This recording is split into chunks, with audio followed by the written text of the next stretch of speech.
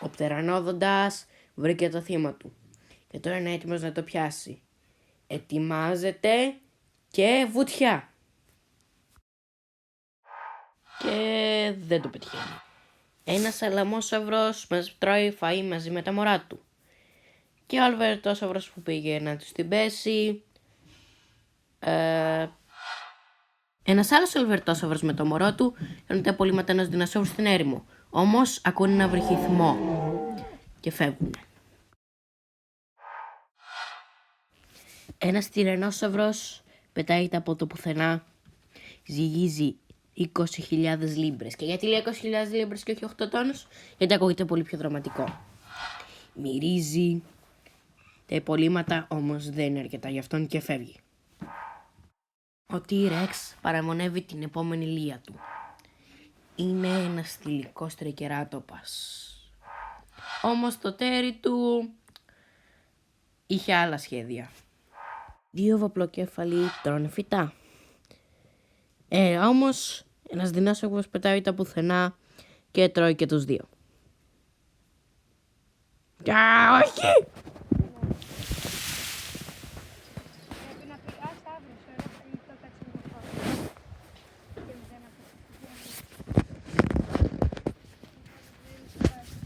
Τι έγινε τώρα?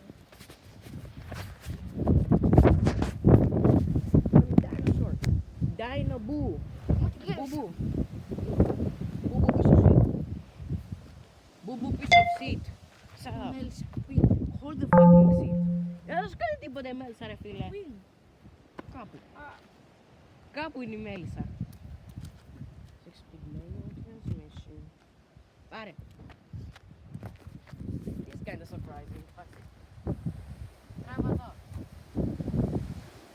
Πού? Πού? Σου λέω, έλα πιο κοντά. Εδώ. Πιο κοντά. Εγώ θα είμαι εδώ πίσω. Οκ, μην κουνείς την κάμερα. Θα τραβάς μόνο αυτά, να μην φαίνεται τίποτα άλλο. Εντάξει. Τράβα το από εδώ. Έτσι, τράβα το. Οκ.